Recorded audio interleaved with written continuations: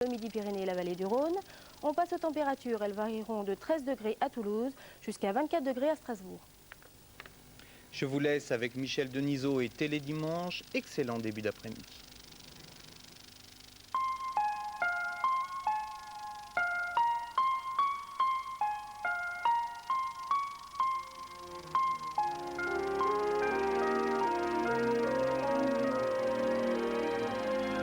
Océanique, la télévision en liberté.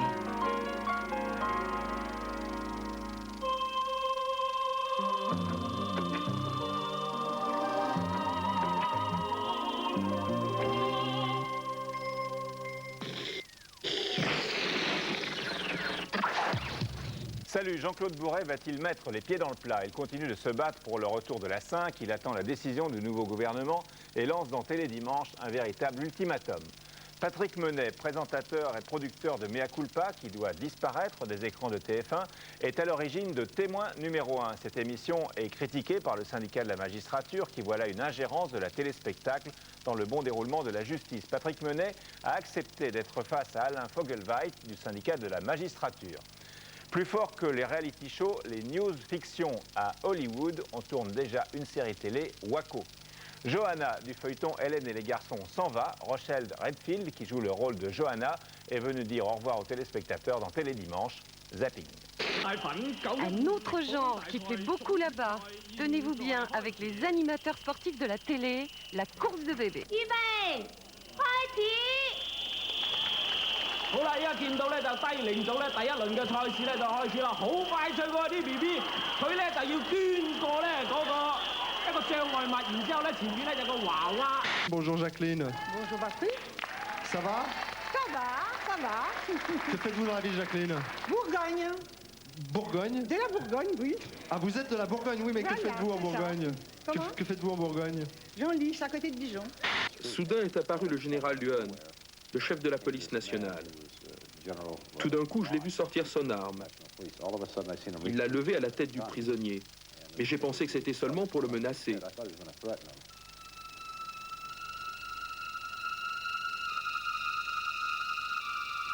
Je ne savais même pas que j'avais la photo. Il a tué le prisonnier qui a été identifié plus tard comme un lieutenant du Viet Cong. Et il est reparti.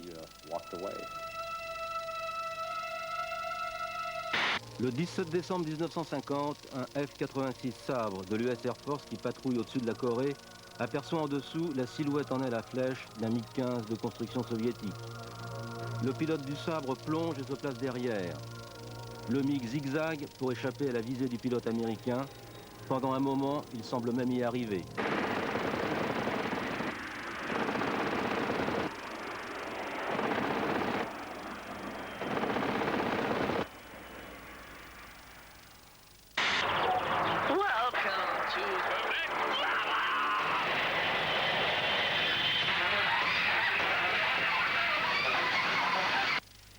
Said he was going to be right back.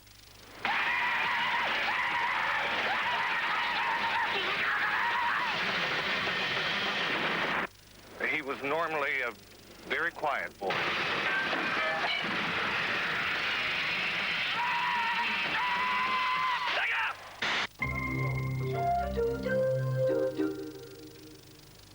Studio Info, Laurent Lépinasse.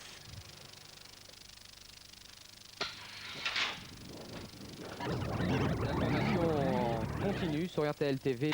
On dit que j'aime les aigrettes, les plumes et les toilettes. C'est vrai. Après le second titre, pour lequel elle jouait de l'harmonica à la fin, elle l'a jeté. Elle a jeté l'harmonica dans la foule. Comme ma tête dépassait un petit peu par rapport aux autres, je l'ai pris dans l'œil. Ça, je suis désolée, c'est pas de ma faute. Je m'appelle Doris, 73 ans et je suis papy. Dur d'être un bébé, dur d'être un bébé. C'est dur d'être un pépé.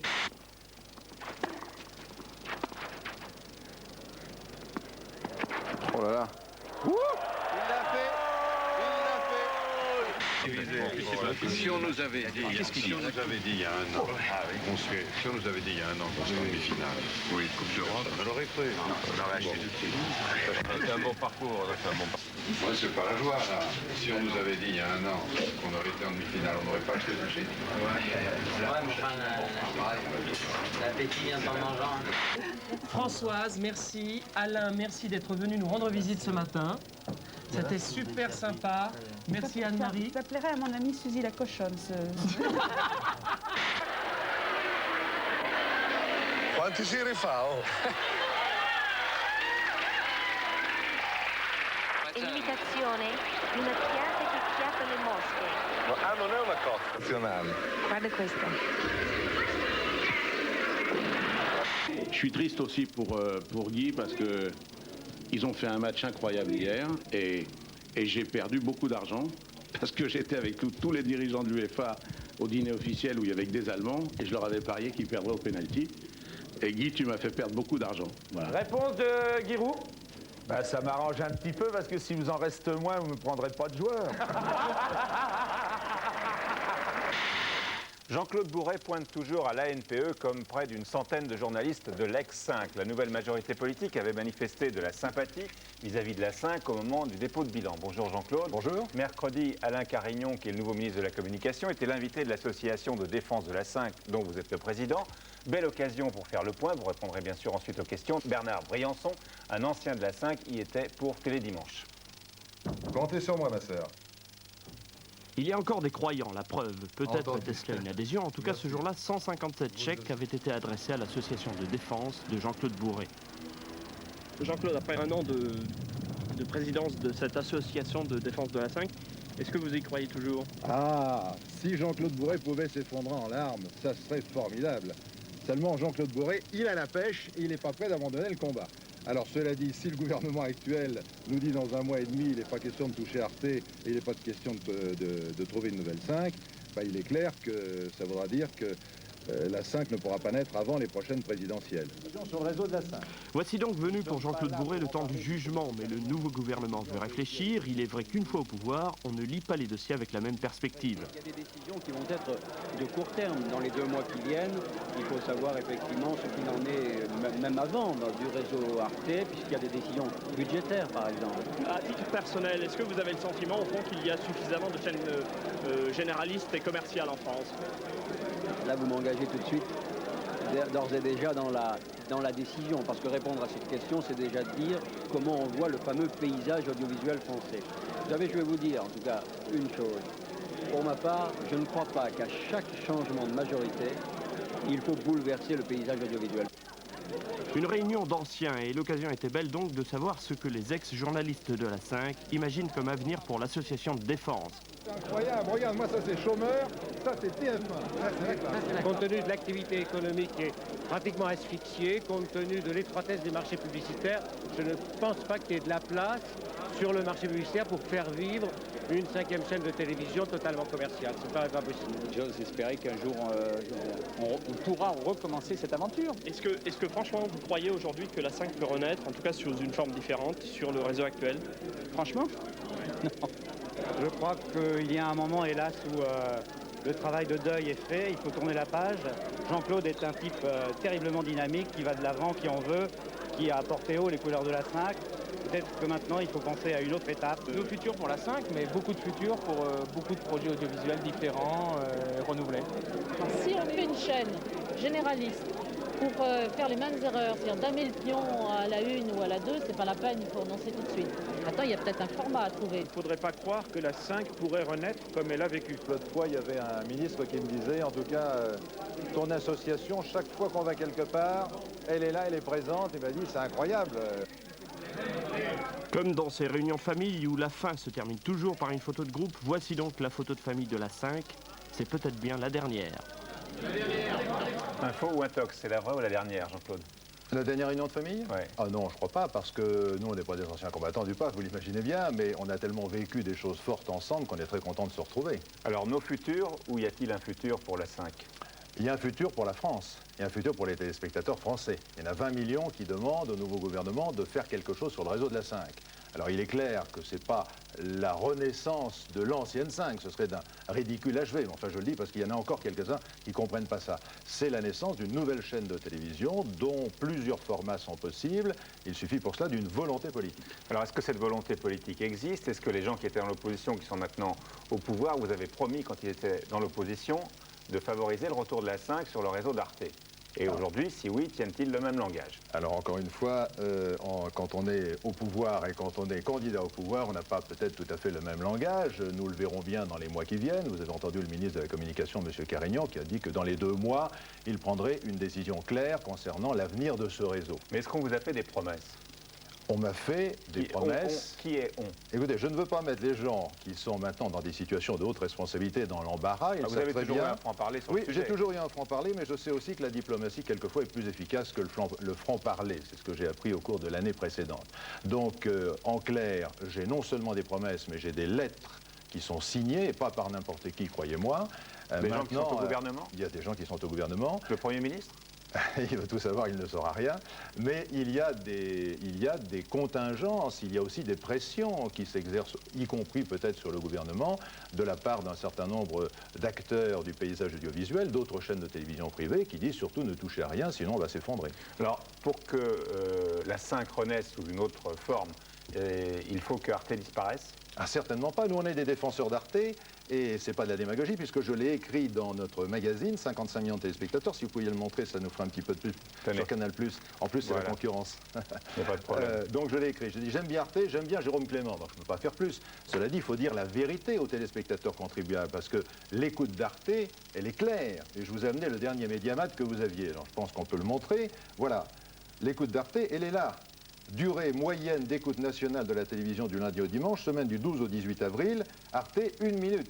Ça représente en moyenne chaque seconde 35 000 téléspectateurs. 35 000 par seconde pour Arte, contre 2,6 millions par exemple pour TF1 et contre 350 000 pour Canal+. Ce sont des moyennes, bien évidemment.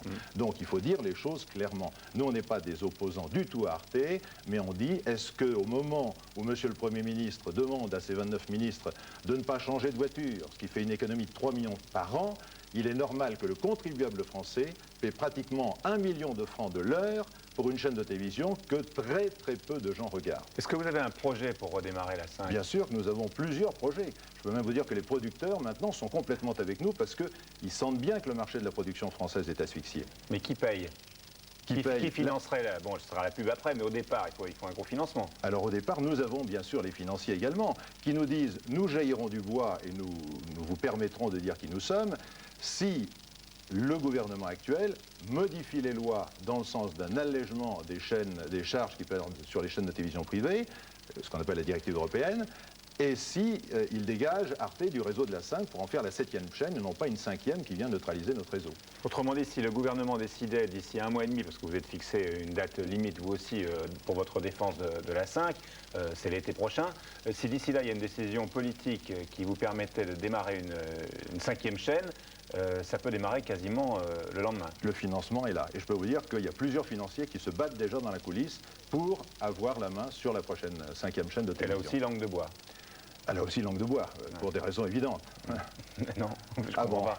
Pourquoi? Parce que ces gens-là, c'est pas condamnable. Non, c'est pas condamnable, mais vous savez très bien que dans les affaires, il y a des choses qui se disent et puis il y a des choses qui ne se disent pas avant que les affaires soient faites. Merci Jean-Claude. Dans un instant, Patrick Menet, animateur de Mea Culpa, qui est à l'origine de Témoin numéro 1, puis Johanna, d'Hélène et les garçons.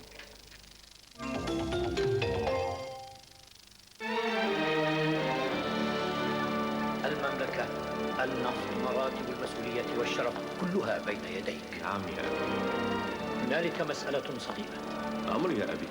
عليك أن تتخلى عن كليو. أتخلى عنها يا أبي دون أن أجد أي داع لذلك؟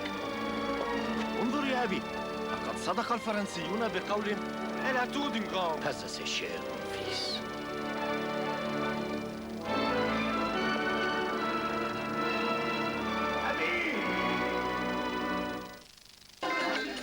Esprit de la champagne. love that beat.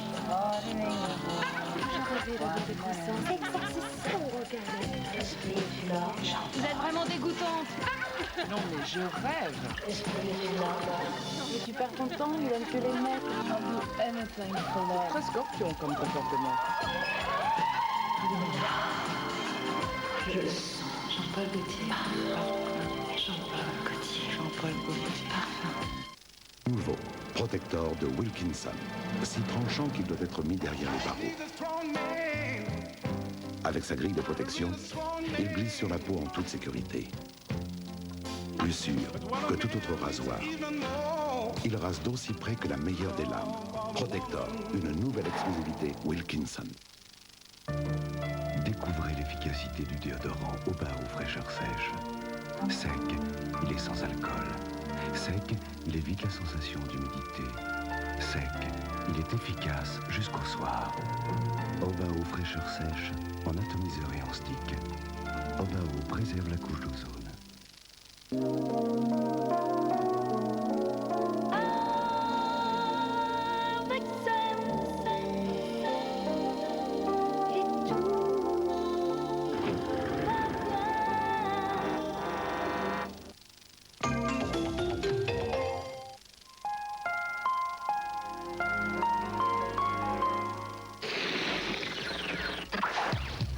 Demain lundi, numéro 2 de Témoin numéro 1. Patrick Menet est à l'origine de Témoin numéro 1. Cette émission est présentée par Jacques Pradel. Nous allons y revenir. Patrick Menet, bonjour. Bonsoir. Vous présentez et coproduisez Mea Culpa. Et au MIP TV, dont on reparlera tout à l'heure, Étienne Moujotte a annoncé la fin de Mea Culpa. Qu'en est-il? Je crois que c'est Étienne l'a annoncé, c'est qu'il y a anguille sous roche, sans doute. Non, je crois qu'en fait, c'est un peu plus compliqué. C'est-à-dire que je vais présenter encore Mea Culpa jusqu'à la fin de la saison. Donc, il y a encore 2 numéros qui ne sont pas encore enregistrés. Et puis, vous savez, on travaille en permanence sur l'évolution des grilles. Et depuis un certain temps, on se dit, bon, comment on va faire évoluer Mea Culpa, qui est une émission qui a déjà évolué beaucoup depuis qu'elle est à l'antenne. Et je crois, si vous voulez, qu'il n'y a pas d'urgence, il n'y a pas de raison spécifique d'arrêter Mea Culpa, parce que ça marche très bien en audience. C'est une des meilleures émissions en début de soirée. Très bon score. Très bon score. Ouais. Ça marche bien en presse, ce qui est aussi important dans le contexte actuel. Et puis, c'est une émission qui fait beaucoup réagir le public. C'est-à-dire, c'est une émission qui suscite le plus de réactions par Minitel, par lettre, du public. Et puis, c'est une émission, je crois, qui est très typée, donc qui est bien dans l'esprit des gens. Cela dit, c'est vrai que tous les ans, on évolue. C'est une émission qui va arriver dans sa 3e saison. Donc, actuellement, il y a une vraie réflexion sur Mea Culpa. Et donc, Étienne a annoncé au MIP que cette émission, sans doute, allait s'arrêter et peut-être vivre sous une autre forme. Alors, demain, numéro 2 de Témoin numéro 1. À partir du numéro 1 de Témoin numéro 1, Bernard Briançon fait la fiche technique de cette émission. A priori, Témoin numéro 1, débordant de bonnes intentions, devrait rassurer magistrats et policiers.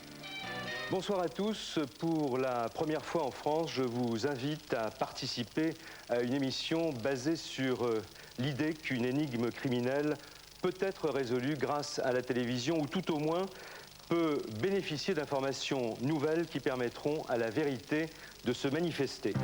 Un fait divers est ainsi raconté à l'aide de reconstitutions livrées au talent du seul monteur. Ce n'est pas de la fiction, ce n'est pas du reportage. Le principe est connu, la dramatisation. J'aperçus l'horreur. Sexe féminin. Taille 95 cm. Poids 20 kg. Cheveux bruns bouclés.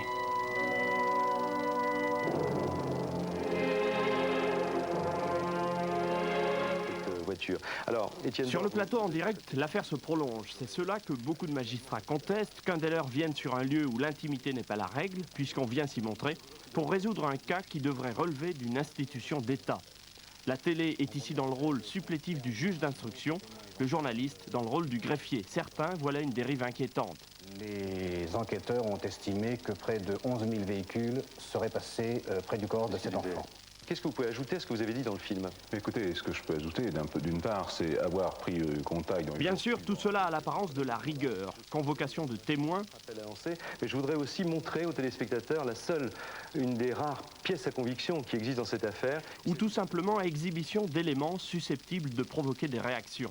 Je puisse diffuser ce document de façon à ce que des personnes puissent regarder donc ce document. Il s'agit donc en fait d'une robe de chambre.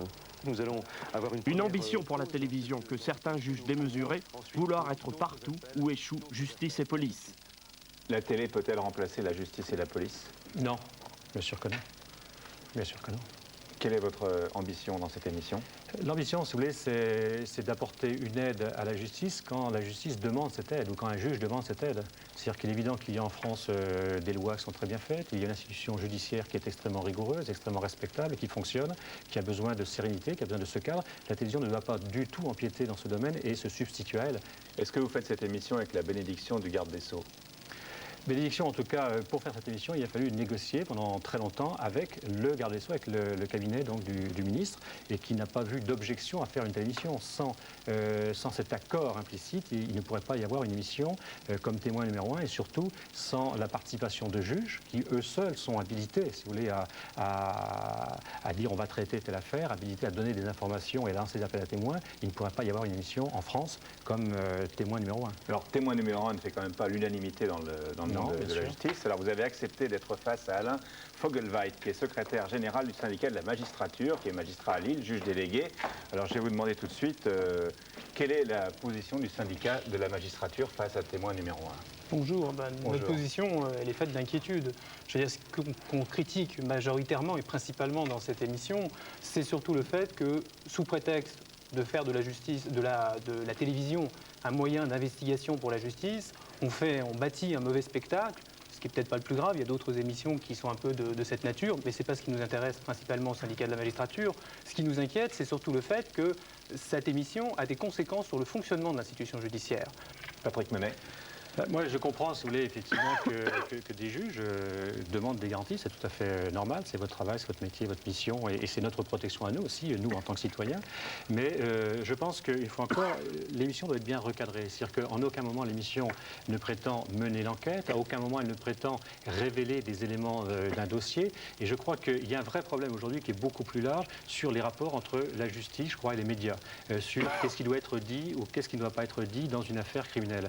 Je crois que très souvent, on va être d'accord sur ça, très souvent, il y a, on parle beaucoup trop à chaud d'une affaire criminelle, très souvent, il n'y a pas le respect du secret d'instruction. Très souvent, on désigne du doigt quelqu'un qui est impliqué dans une affaire, alors que cette personne n'est pas du tout, est supposée innocente.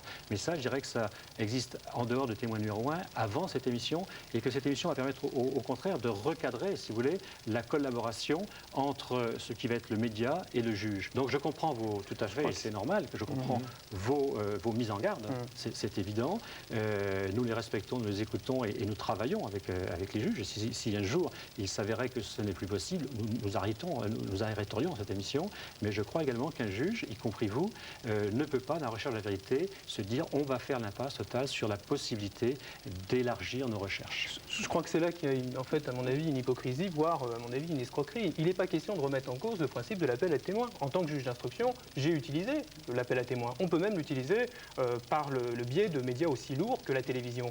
Si TF1 veut aider la justice, pourquoi ne pas faire à ce moment-là des appels à témoins à la fin d'un journal télévisé, sobrement, une petite minute, en montrant les quelques éléments qui sont importants. Je trouve que vous montrez trop d'éléments, que les éléments que vous montrez ne permettent pas par la suite de vérifier la fiabilité des témoignages. Quand vous montrez très concrètement le sac à dos de l'enfant qui a disparu, il est clair que si vous avez un témoin et si par la suite vous voulez savoir si ce témoignage correspond à la réalité, il va falloir demander au témoin de décrire le sac à dos. Si le sac à dos a été montré à la télévision, il est clair que... Attendez, je voudrais terminer là-dessus. Il est clair qu'on ne peut plus vérifier la fiabilité de ce témoignage. Alors, c'est ça qui me paraît extrêmement hypocrite dans votre émission. L'appel à témoins, c'est une chose, c'est un moyen d'investigation du juge. Le problème, c'est les conditions d'utilisation de l'appel à témoins. Là, parce que vous voulez faire de l'audience, parce que vous êtes dans une logique un peu d'audience, vous dramatisez, vous utilisez finalement un spectacle, vous montez un spectacle à partir de l'appel à témoins, et le fait que cet appel à témoins s'intègre dans un spectacle le rend non seulement, à mon avis, inefficace, mais en plus extrêmement dangereux. C'est-à-dire qu'on sait tous que quand on doit recueillir un témoignage, il faut le recueillir avec dans le cadre d'un certain climat, et que le climat que vous créez par votre émission est un climat tellement émotionnel, tellement mélodramatique, que le témoignage en lui-même est extrêmement dangereux, surtout par les conséquences qu'il peut engendrer, à savoir les investigations qui risquent d'être menées sur la base de ce témoignage. Et c'est ça qui est extrêmement dangereux. Je crois que c'est bien qu'on se parle, parce que moi je vais pouvoir vous expliquer certaines choses. C'est que nous ne montrons pas un sac à dos. Ce n'est pas nous, c'est le juge, parce que lui a le dossier entre les mains, parce que lui sait ce qui va être utile. C'est le juge qui dit « j'estime, ça me rendrait service dans mon enquête si on pouvait présenter à un grand nombre de personnes ce sac à dos ». Et c'est lui qui estime, qui sait pourquoi il va demander à montrer ce sac à dos. Ce n'est pas le journaliste qui décide de. Et il le sait parce que ce sac à dos, en l'occurrence, il ne l'a pas retrouvé. Et peut-être que quelque part, en France, il y a une personne qui l'a retrouvé, qui l'a chez lui, sans savoir. C'est un élément important. Donc c'est le juge, c'est pas nous qui faisons un scénario et une mise en scène. C'est le juge qui dit qu'il y a ces éléments. Et il y a beaucoup d'éléments dont il est en possession. Nous ne les connaissons pas. Donc c'est le juge qui, bien sûr, maîtrise. Nous ne pouvons pas. Alors je ne pense pas que la loi permettrait de nous le faire. Et nous ne voudrions pas le faire. Donc si vous voulez, ça, je crois que c'est extrêmement important. Et nous sommes, si vous voulez, beaucoup mieux encadrés dans ce type d'émission lorsque l'on collabore avec le juge, lorsqu'on est vraiment dans un cadre précis d'une affaire parfois en cours, que lorsque c'est un journaliste qui part tout seul de la nature et qui va mener sa propre enquête. Donc je crois que ça c'est important et je crois que c'est bien qu'on se voit grâce à vous pour vous préciser la nature du fonctionnement. Et je pense que si vos confrères, vos collègues acceptent de participer à cette émission, ce sont des gens qui sont extrêmement responsables, qui connaissent également et qui, s'ils acceptent, c'est parce qu'ils savent... Certainement pas, s'ils acceptent et qui sont, comme beaucoup de citoyens, fascinés par la télévision. Je veux dire, le fait que des magistrats participent à ce type d'émission ne donne pas des garanties particulières. C'est même d'ailleurs le danger principal de l'émission, parce que ces magistrats qui se sont impliqués dans ce spectacle, personnellement, par la suite, ils vont retourner dans leur cabinet d'instruction et ils vont mener des instructions, ils vont mener des investigations sur la base de ces renseignements qu'ils ont obtenus, une fois de plus, dans des conditions aberrantes. Et c'est ça qui est extrêmement dangereux. Quelle est l'impartialité d'un magistrat qui est passé dans un spectacle? Donc là, mais bien sûr, je remets en cause non seulement les magistrats qui participent à ce type d'émission, mais en même temps la position de la chancellerie sur la participation de magistrats dans cette émission. Quand il s'agit de magistrats du parquet, on peut tout de même se demander quelle est la responsabilité de la chancellerie. Alors pour l'instant, j'ai l'impression que les choses sont un petit peu flottantes. Des autorisations, pardon, pour y participer. Il s'est trouvé qu'il y a eu un changement, comme vous le savez, récemment au niveau du cabinet du garde des Sceaux. Ce qu'on demande en tout cas, c'est que la participation de ces magistrats, notamment du magistrat du parquet, il est vrai que le magistrat d'instruction prend ça sur sa responsabilité, nous demandons à ce que cette participation soit remise en cause tant qu'on ne modifiera pas le concept de cette émission. Et c'est ça qui est dangereux. Et une fois de plus, ne croyez pas que la participation de magistrats dans cette émission donne un crédit de rigueur au déroulement de l'émission. Moi, je ne dis pas que je donne un crédit de rigueur, je dis simplement que moi, je n'ai pas à faire la chasse aux sorcières entre les bons et les méchants magistrats.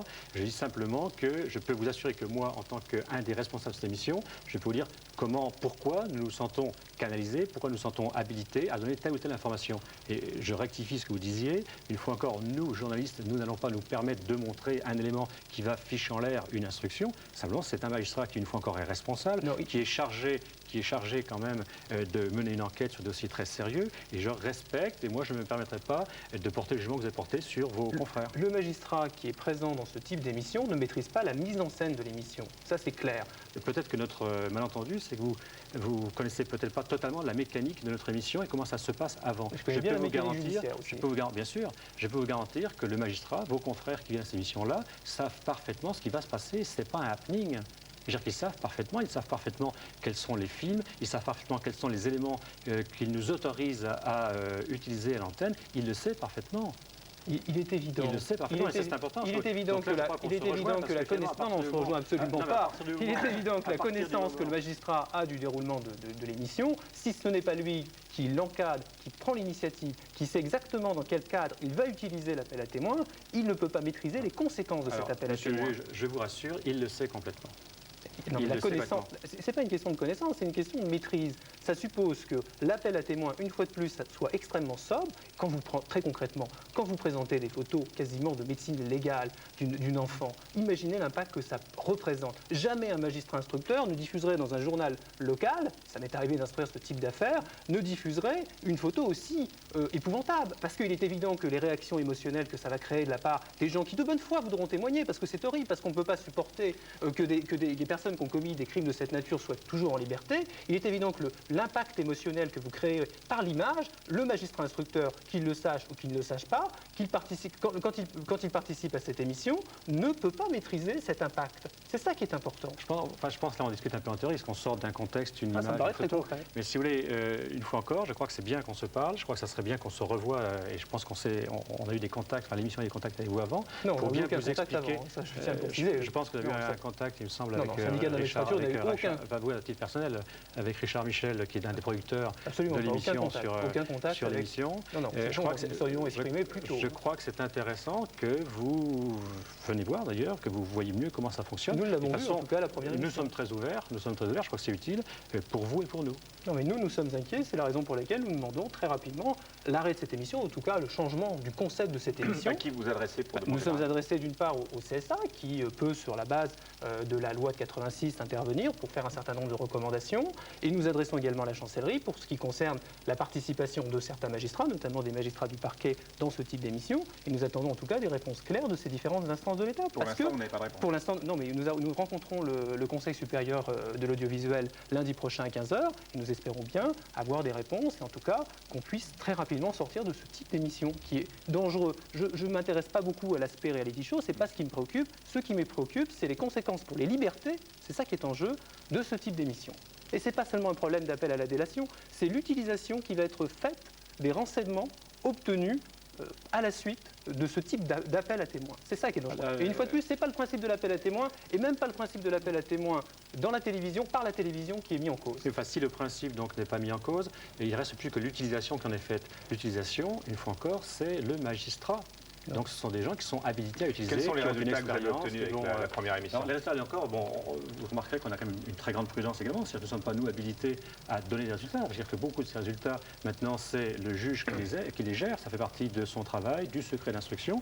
Il est simplement que dans une affaire, effectivement, il y a une identification qui a été résolue grâce à cette émission. Donc le juge l'a dit, on peut donc le dire. Ce juge, d'ailleurs, c'est intéressant, est quelqu'un qui avait également certaines réserves vis-à-vis de l'émission. Et simplement, il a dit, moi, c'est vrai que je ne suis pas a priori un fanatique de ce genre d'expérience, mais je ne vois pas pourquoi je me priverais de cette possibilité et éventuellement pourquoi je priverais également la famille de cette victime de la possibilité de savoir. Grâce à cette émission, on a réussi à résoudre cette affaire. Le juge, donc, je crois, est très satisfait et il garde malgré tout, et c'est normal, on a reparlé avec lui, certaines réserves parce que nous sommes d'accord avec vous et avec lui, il faut être très prudent et nous serons très prudents. Merci à tous les deux d'avoir participé à Télédimanche. Je vais vous montrer maintenant un nouveau genre de télévision aux États-Unis, car toutes les nouvelles idées viennent la plupart du temps des États-Unis, donc ça sera peut-être pour bientôt en France. On appelle ça les news fiction. Alors toutes les chaînes de télé se battent pour tourner en fiction les faits d'actualité.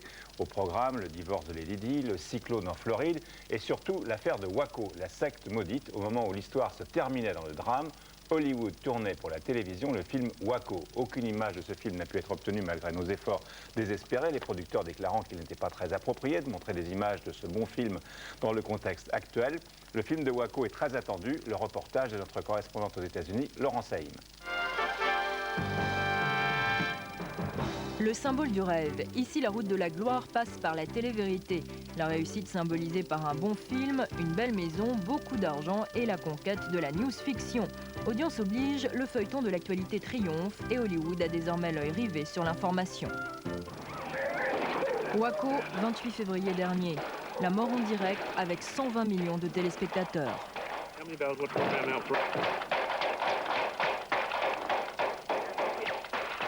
Un public qui, selon tous les sondages, réclame du Waco. Il y a des bons, des méchants, des morts, la folie, le meilleur scénario du moment, une mine d'or pour Hollywood. Dans les rues de Beverly Hills, producteurs, scénaristes et agents se battent sur l'affaire Waco. Une chaîne NBC offre 4 millions de dollars pour réaliser au plus vite la saga. En 2 jours, la ferme Waco se reconstitue dans le désert. Le plateau est interdit aux journalistes, les acteurs coupés du monde comme la secte. Hollywood négocie des contrats d'exclusivité avec d'anciens membres de la secte. Dans les couloirs de l'usine à rêve, 10 personnes travaillent en permanence sur Waco. Tout ce qui s'écrit, se dit et classé. Le scénario de la réalité écrit au fil des jours. The networks don't want people to forget. They want it to still be fresh in their minds from the headlines. These stories are easily promotable because people already know about them. So if a network all of a sudden you see Waco, come on between your 2 favorite shows, it says Waco next Tuesday night at such and such a time, people don't need to know anymore. They're going to go, oh, that's that movie about that, I've got to watch it. Riposte immédiate de la concurrence, terreur dans la tour, l'affaire du World Trade Center. Les images des reportages sont récupérées et diffusées inlassablement aux scénaristes et agents pour trouver les sosies des victimes. Le tournage s'effectue en vidéo pour mieux permettre de mélanger images de fiction et reportages. Le cratère de l'explosion reconstitué à base des photos du FBI, le film tourné en 5 semaines, un exploit voulu par le producteur. Making the movie quickly is a problem from a production point of view, and creatively. Trying to get a movie out too fast is always risky. On the other hand, if this movie airs in May, which it looks like it will, there's going to be a tremendous amount of interest because the story is still unfolding. World Trade Center, Waco, fiction ou réalité, qu'importe. Hollywood sait maintenant transformer les victimes de la vie en héros d'une télévision fiction écrite ici dans le feu de l'actualité. They almost can make the movie up to the point where it's amazing. It can be concurrent almost with the events right now because they can be waiting for the situation to resolve itself. Ceux qui réussissent deviennent riches, très riches. Les news-fiction, nouveau marché à la mode, réclamés désormais dans le monde entier. Et les producteurs se font comme toujours construire des maisons symboles de leurs films. Un architecte propose déjà à Hollywood de bâtir la ferme Waco, tout à côté de la maison de la famille Disney, la chaumière de Blanche-Neige. Les dernières nouvelles du PAF avec Marc-Olivier Fogiel. Le roi Hassan II du Maroc s'apprête à passer une sacrée soirée le 2 juin. En effet, à l'occasion de la sortie de son livre, il sera l'invité de Jean-Pierre Foucault sur TF1 pour une émission spéciale Maroc. Et pourquoi pas Jordi au Club de l'Enjeu. Et plus sérieusement, Hassan II répondra d'abord aux questions d'Anne Sinclair le 9 mai dans un 7 sur 7 qui lui sera consacré. De la radio à la télé, il n'y a qu'un pas que pourraient bientôt franchir Doc et Diffoul. Vous savez, ce sont ces deux présentateurs vedettes de Fun Radio. Doc et Diffoul n'ont que l'embarras du choix puisqu'ils ont été contactés par différentes chaînes et par différentes unités de programme, dont celle de Pascal Brognaud. Mais le projet le plus avancé est celui qu'ils ont avec Dominique Cancien pour TF1. Il devrait d'ailleurs bientôt tourner un pilote. Arrivée également sur TF1 de Virginie Clerc, la femme de Julien Clerc, Dominique Cancien, toujours elle, a décidé de lui confier à partir du mois de septembre un magazine mensuel de découverte et d'évasion. Virginie Clerc utilisera ses talents de cavalière puisqu'elle nous fera découvrir le monde à cheval. Et puis un lundi qui promet d'être vraiment très animé le 31 mai sur Canal, puisqu'en effet, à l'occasion du Festival international du film d'animation d'Annecy, la chaîne a décidé de consacrer 10 heures de programme à ce thème, de 12h30 à 22h30. Et la journée sera présentée par un personnage en 3D, la très sexy mademoiselle Poupidou. Voilà, restez sur Canal dans un instant, Johanna, d'Hélène et les garçons. Moi, Jacques Desange, dans mes salons, je vois souvent arriver des femmes dont les cheveux n'ont pas la beauté qu'ils méritent. Alors, j'ai créé une nouvelle ligne de shampoings et de soins professionnels. Chaque jour, chez vous, elles réparent vos cheveux en leur apportant les protéines qui leur manquent et les rend plus résistants. Regardez ces cheveux souples, pleins de vie, qui renvoient la lumière. Voilà ce que j'appelle de beaux cheveux en pleine santé. Shampoing et soins, Jacques Desange. Toute ma compétence professionnelle pour vos cheveux. Oui. Oui. Oui. Oui. Oui, oui. Non. Oui. Lingerie Passionata, les femmes adorent qu'on s'occupe d'elles. Oui. À propos, chérie, j'ai acheté une cuisine. Ah bon? Oui, une cuisine Schmitt. Les gens ont souvent une idée exagérée du prix des cuisines Schmitt. Une cuisine Schmitt, c'est toujours moins cher qu'on ne croit. Il vaut mieux le savoir. Oui, il vaut mieux. L'hygiène commence là où finissent les saletés.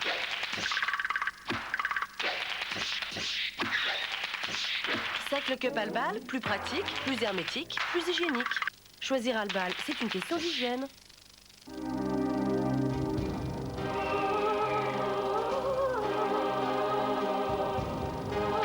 Pour retrouver juste ce qu'il faut de nature et de minéralité. Au minéral Valvert, l'eau à l'état sauvage. Je vais résister. Je vais résister. Je vais résister. Suchard, le rocher. Toute résistance est inutile. Je peux plus résister.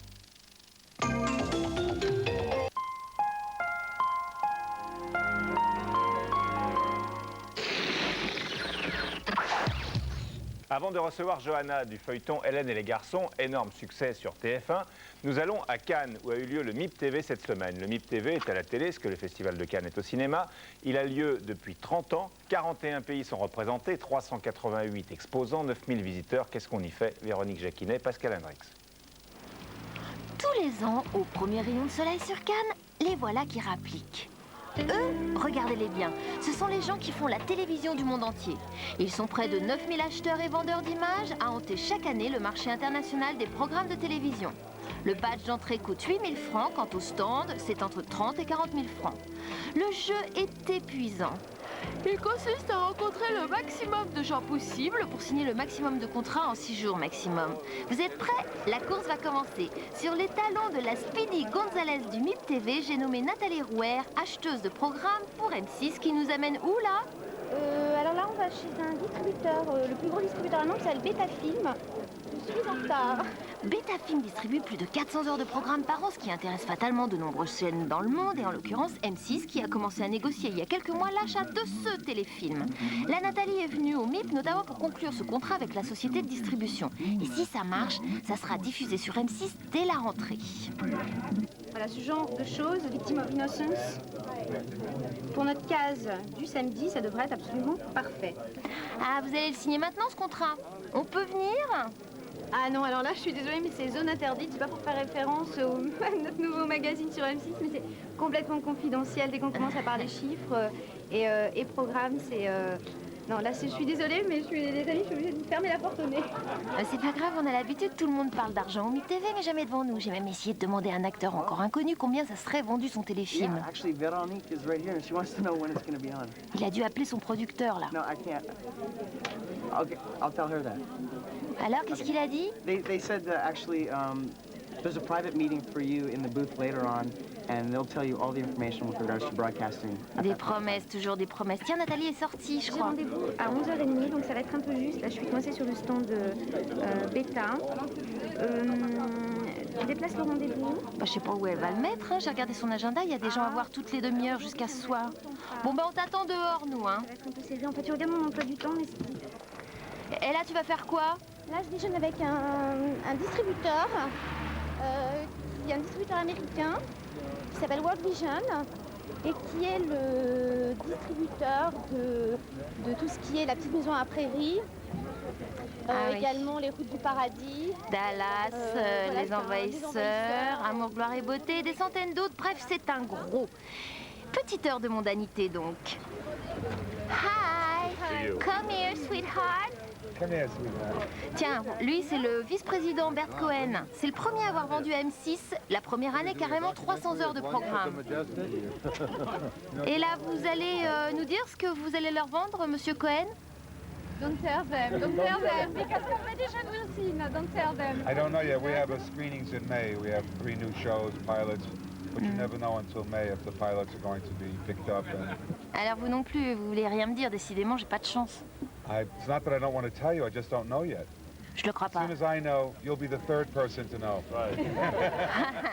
Rochelle Redfield est une jeune comédienne américaine. Elle a joué dans plusieurs longs métrages, dans plusieurs téléfilms, au théâtre, mais c'est grâce à Hélène et les garçons qu'elle est starisée en France. Alors vous êtes Johanna, amoureuse de Cri-Cri d'amour, vous avez arrêté le tournage, on va y revenir dans un instant. Je voudrais d'abord savoir ce que ça a changé dans vos questions très bateau, mais ce que ça a changé dans votre vie, cette série qui a un succès fabuleux auprès des adolescents. Je pense que la chose la plus importante que ça a changé ma vie à Paris, c'est que vraiment maintenant, nous sommes tous des figures publiques. Et qu'est-ce qui nous concerne des courses, supermarchés, le marché, enfin de se balader tranquillement dans la rue, ça c'est un peu fini, ça c'est un peu impossible même maintenant. Dans la rue, tout le monde vous appelle Johanna? Ouais. Ah oui, même du loin, de très loin. Ah, c'est Johanna! Dans les théâtres, donc ça a changé. Et on vous demande des nouvelles de Cri-Cri d'amour, des autres? Ah, constamment. Surtout lui. Ouais, c'est normal. Est-ce que vous recevez beaucoup de courriers? Ah oui, trop. Enfin, beaucoup trop pour répondre, vraiment, réellement. Oui, on reçoit énormément de courriers. Qu'est-ce qu'on vous demande? Il y a des lettres d'amour? Pas tellement. On a des lettres très simples qui disent... des choses, bon, j'aime bien ça, qui ne demandent rien, mais la plupart des lettres sont les petites filles entre 8 et 12, 13, 14 ans, qui veut tout savoir. Sur vous ou sur les personnages? Tout. Et c'est comme mon personnage, c'est peut-être celle qui est vraiment sympa. Il veut pas seulement mon photo et autographe, mais celle de tous les autres, parce qu'il pense que peut-être moi j'aurais plus d'influence sur les autres. Donc oui, il veut tout savoir si c'est vrai. En fait, si c'est vrai, c'est tout ce qu'il voit sur la télé. Si vous êtes comme ça dans la vie, si vous vivez avec Cricri d'amour. Oui, je suis comme. Bah, non, bien sûr que non. Pourquoi n'étiez-vous pas au MIP TV à Cannes, où était Hélène, qui a fait un véritable triomphe? Vous n'y êtes pas allé? Non, parce que ces jours d'ambiance, j'essaie de les éviter. Je suis très mal à l'aise, ces jours des trucs. Les foules, les gens, les autographes. Mais quand on est comédienne, ça fait partie du jeu, normalement. Paraît-il. Moi, je ne suis pas tout à fait d'accord, non. Je ne suis pas tout à fait d'accord. Alors, vous allez voir le tabac qu'a fait Hélène au MIP TV à Cannes, Véronique Jacquinet, qui a passé une semaine entière là-bas. On venait juste d'arriver à Cannes pour le premier jour du marché international de la télévision, quand soudain, une mamie nous tombe dessus qui pousse son petit-fils vers nous. Dis-le ce que tu as entendu hier. J'ai entendu à la télé qu'il y avait Hélène et la garçon sur TF1 à 10h devant le palais des festivals à Cannes. Ah bon? Hélène? La fille du club Dorothée, ici? Non, je le crois pas. Enfin, à mon avis, c'est vrai. Mais là, j'ai pas vu encore. Dehors, non, mais peut-être qu'elle était à l'intérieur du palais, sur le stand d'AB Productions, pour qui elle travaille. Eh ben non, il n'y a personne. Le lendemain, même heure, l'émeute. TF1 avait bel et bien annoncé l'arrivée des fameux héros du feuilleton. Le petit garçon s'était juste trompé de jour. Et là, impossible de le retrouver dans la foule qui bouchait l'entrée du palais depuis... Depuis 8h30, j'attends avec les mômes, là. Mais qui va venir exactement, vous savez? Leur Hélène, leur Cricri et tout ce qu'on veut. Attendez, là, faut quand même qu'on explique aux ignorants qui sont les héros de ce feuilleton. Vas-y. Il y a José. Plus fort. Il y a José, Sébastien, Nicolas et Christian. Ah, le fameux Cricri d'amour. Et les filles? C'est Hélène, Mélanie et Johanna. Et qu'est-ce qu'ils font dans le feuilleton? Et Bénédicte. Et ben, les garçons, ils sont musiciens, ils sont à la fac. Et les filles, elles sont pas musiciennes, mais elles sont fiancées avec les garçons. Voilà, et même les grands garçons n'y résistent pas. Parce qu'à chaque épisode, c'est une histoire d'amour. Ah, je sens un mouvement de foule là-bas, mais oui, les voilà vos héros, juste une petite heure et demie de retard. Mais que vois-je, Hélène semble seule, où sont les héros? On ne sait pas. Enfin, la foule semble en délire. Bah pourquoi elle pleure, celle-là? Mais il n'y avait pas de confiance. Hein? Christian, il est pas là. Et oui, alors? Ouais, son préféré, il est beau. Eh ben, il est peut-être beau, mais il n'est pas là. Ouais. Voilà ce qui vous aurait attendu là-bas. Oui. Alors, vous arrêtez? Oui. Oui. Oui. C'est fini? Les tournages sont terminés? Oui, j'ai fini il y a 2 semaines. Et puis, pour l'instant, j'ai fini, oui. Pourquoi partez-vous?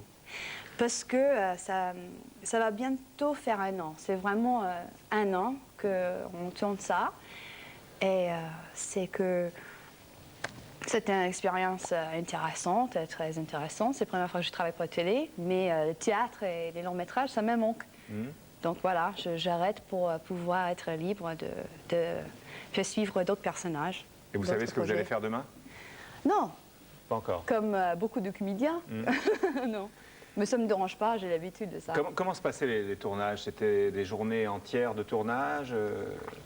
Oui, on tournait un épisode par jour. Ah oui. Oui. Donc, par exemple, dans un long métrage, on filme maximum 3-4 minutes. Et là, on tournait 26 minutes, 27 minutes par jour. 5 jours sur 7? 4. 4 jours sur 7, ouais. Et un peu de répit, et on recommence. Mais ça fait pas beaucoup de répit, parce qu'il faut apprendre les textes.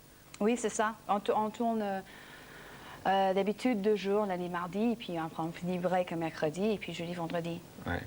Et dans les journées, c'était quoi, 12 heures de tournage, 12 heures de travail? Oui, d'habitude 12 bonnes heures de tournage. C'est comme on n'est pas dans toutes les séquences, forcément. Enfin, moi, ça m'est arrivé quand même pas mal d'être dans toutes les séquences.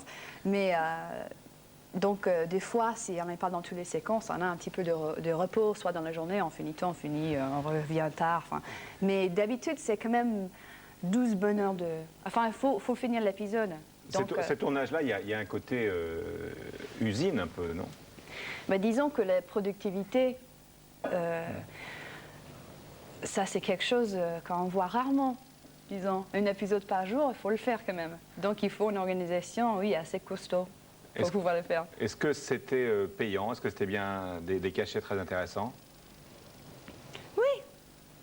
Oui. Enfin, c'est pas... vous n'avez pas le même budget ici, par exemple, qu'aux États-Unis. C'est pas les mêmes histoires, mais c'était intéressant. Disons, pendant un an, oui, on arrive à bien gagner sa vie avec ça. Comment avez-vous été choisi? Ben, moi, j'avais une agence de mannequins, parce que pendant les 10 ans, j'ai fait ça. Parce que c'est possible en Europe. Aux États-Unis, on ne peut pas faire mannequin et comédien. Il faut faire un choix. Enfin, et ici, c'est moins strict comme ça. Donc, j'avais une agence de mannequins, et c'est par rapport à mon agence de mannequins que j'étais à casting. Et voilà. L'impact a été exceptionnel chaque soir à 18h20 sur TF1, 40% de part de marché avec des téléspectateurs très jeunes, 30% entre 14 et 15 ans, au total 58% de moins de 35 ans. Le jeune public joue maintenant à Hélène et les garçons, c'est un nouveau jeu de récréation, Véronique Jacquinet encore, et les enfants le prouvent. Il paraît qu'en ce moment, la mode à la télé chez les 10-15 ans, c'est une sitcom qui passe dans le Club Dorothée et qui s'appelle Hélène et les garçons. Ça, le cœur tout rempli de chansons. Qui refleurit à toutes les saisons. Pour l'amour d'un garçon. Mais c'est quoi exactement cette œuvre que produit AB Productions qui les fait tellement rigoler? Pas AB Productions, je veux dire, mais l'œuvre. Alors, c'est Hélène et les garçons, ça passe sur TF1 à 18h20. Et c'est assez bien, mais il y a souvent beaucoup d'histoires d'amour. Enfin, il y en a chaque jour, il y en a une. Et puis, le plus souvent, quand je vais à des anniversaires, toutes les filles ont des posters de ces trucs nuls. Et voilà. Et en plus, sous leur maquillage, ils ont plein de boutons partout. Pour mieux saisir l'impact de cette série sur les enfants, nous sommes allés voir des 10-12 ans jouer à Hélène et les garçons dans l'école du 57 rue de Reuilly à Paris. On m'a quitté. Regardez. Je précise qu'aucun enfant n'a répété quoi que ce soit avant. Ne t'en fais pas. Ça va peut-être s'arranger, mais je sais pas. Donc ça, c'est de l'impro, et voilà la version pro. Ça va lui passer. Il va bien finir par s'apercevoir que ce n'était qu'un rêve. Non, regarde, il a dit qu'il me verrait plus jamais. Mais il te laissera pas tomber, Johanna. Vous croyez? Mais oui, mais il a mauvais caractère, c'est tout. Je suis sûre qu'il regrette déjà. Il y a 6 héros dans ce soap. 3 gars, 3 filles. Pour les filles... Bah, mon personnage préféré, c'est Johanna. Parce que elle est naturelle et j'aime bien son accent quand elle dit écrire son cri-cri d'amour. Mon cri-cri d'amour, pourquoi tu me laisses tomber? Johanna est donc la préférée, même si elle dit des trucs bizarres. Je sais pas, par exemple, une fois... Johanna, elle était tombée amoureuse d'un ingénieur du son et elle était aussi amoureuse de son cri-cri d'amour. Et à la cafette, en parlant des deux garçons, elle a dit « J'hésite entre le café et le jus d'orange, mais comme je sais pas lequel prendre, je vais prendre les deux. » Exemple de dialogue. Je m'ennuie, les filles, ils ont envie de voir mon cri d'amour. Mais bon, alors, arrête. Oh là là, ça m'aidera de dire quelque chose avec cette Cathy. Mais toi, tu parles toujours de ton cri-cri d'amour. Je crois que le téléphone a sonné. Allô? Oui? Johanna, je crois que c'est pour toi. Non, c'est pas ton cri-cri d'amour, c'est une voix de fille. Allô? Oui? C'est Brenda, c'est ma cousine. Quant aux messieurs, en général, ils préfèrent... Christian. On peut savoir ce qu'il a de plus que les autres? Moi, j'aime bien son style. Oui. Moi, j'aime bien sa coiffure, j'aime bien sa boucle d'oreille, j'aime bien comment qu'il est, quoi. Et t'en as pas, toi, de boucle d'oreille? Non, j'aimerais bien, mais mon père, il veut pas trop, quoi.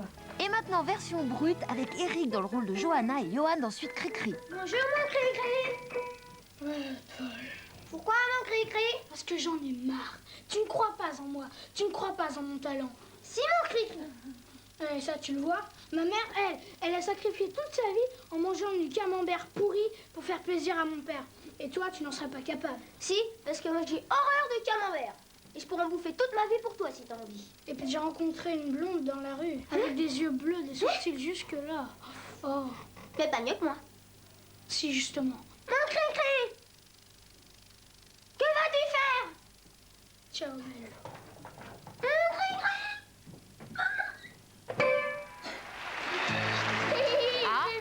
semble que cette version aussi fasse des émules. Ah, les dégâts que vous faites. Cri-cri d'amour, quand les enfants le disent, vous levez les yeux au ciel, comme ça fait beaucoup, ça fait trop. Ça, c'est... Moi, j'ai jamais aimé les petits noms. C'est quelque chose de très difficile. Moi, c'était toujours très difficile à dire, ça. Donc, chaque fois, c'est... de plonger dans l'eau froide, c'est bon, je sais que c'est marqué sur le texte, je suis obligée de le dire. Donc là, vous êtes heureuse de ne plus avoir à le dire. Oui, pas pour l'instant. Je peux vous demander un petit cadeau, c'est de le dire une dernière fois? Oui. D'accord. Oh. Mais Christian, c'est un très bel nom. Hein. J'aime beaucoup Christian. Mais bon, le cri-cri des mots, voilà, j'ai dit. Merci, bel effort. Merci beaucoup. Et à bientôt. À la semaine prochaine. Salut.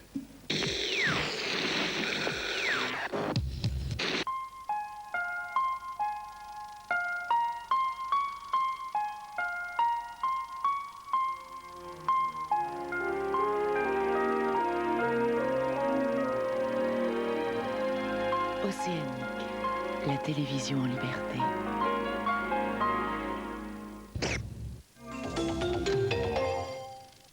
Votre peau redoute la vaisselle? Oh oui, mes mains ont horreur de ça. Mais j'ai découvert quelque chose de très surprenant. C'est le nouveau Palmolive Sensitive Skin pour la vaisselle. Un liquide transparent.